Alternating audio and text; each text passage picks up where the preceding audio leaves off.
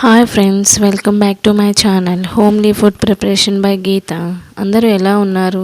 Please subscribe my channel and please the bell symbol for more videos. ఇవాళ recipe వచ్చేసి మేక కాళ్ళు పులుసు. చాలా హెల్తీ రెసిపీ అండి.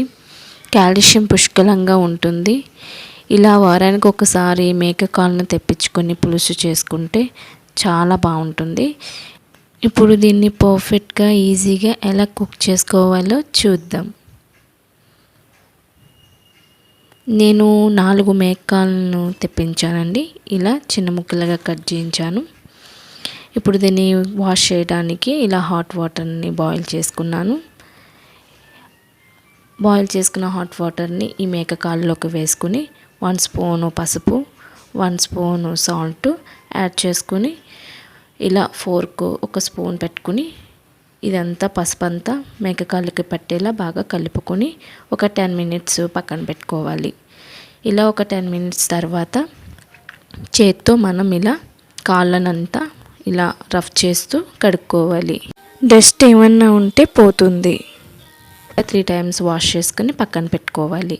ఇప్పుడు దీంట్లోకి స్పెషల్ మసాలా కోసం ఒక మిక్సీ జార్ని తీసుకుని 3 స్పూన్స్ ధనియాలని యాడ్ చేసుకోవాలి. 2 స్పూను జీలకర్రని యాడ్ చేసుకొని మెత్తటి పౌడర్లా మిక్స్ చేసుకోవాలి.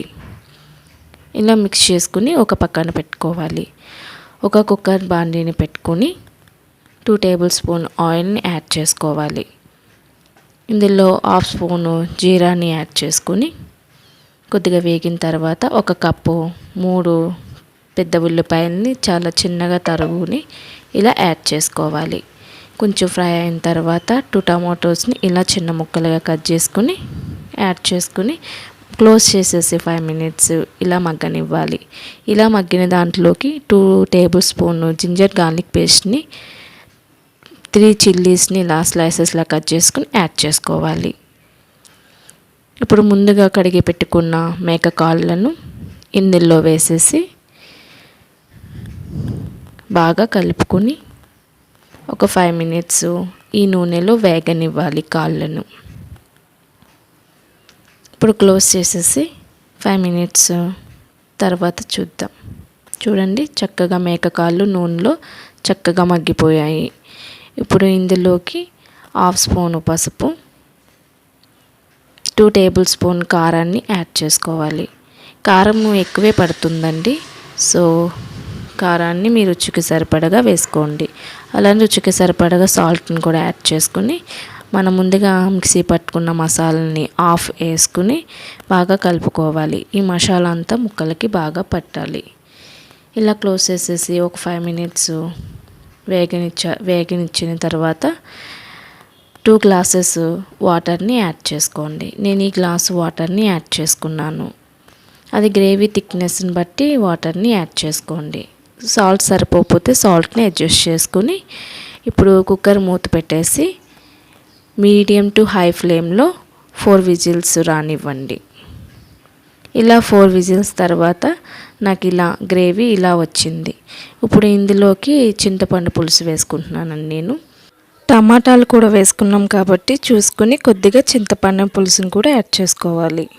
టమాటా వేసుకున్నాం కదా అనొచ్చు, కానీ టమాటా వేసుకున్న చింతపండు పులుసు వేసుకుంటేనే ఆ టేస్ట్ వేరండి. సో హాఫ్ పక్కన పెట్టుకున్నాం కదా, ఆ మసాలాను కూడా యాడ్ చేసుకుని కొద్దిగా కరివేపాకుని కొద్దిగా కొత్తిమీరని వేసుకుని మళ్ళా కుక్కర్ మూతను పెట్టేసి ఇంకో 4 విజిల్స్ రానివ్వండి. సో 4 విజిల్స్ తర్వాత నాకు ఇలా వచ్చిందండి గ్రేవీ. చక్కగా ముక్క బాగా ఉడికిపోయింది. సో ముక్క ఉడికిందో లేదా అని ఇలా గట్టి పెట్టుకొని చెక్ చేసుకోండి. అంతేనండి, పర్ఫెక్ట్గా రెడీ అయిపోయింది మేక కాళ్ళు పులుసు. ఇది ఒక కళాయిలోకి తీసుకుని కొత్తిమీరతో గార్నిష్ చేసుకుంటే చాలా బాగుంటుంది. వేడి వేడి అన్నంలో ఈ మేక కాళ్ళు పులుసు వేసుకుని తింటే అబ్బబ్బా, ఆ టేస్టే వేరండి. సో వీడియో నచ్చితే మీకు please subscribe my channel. Thank you.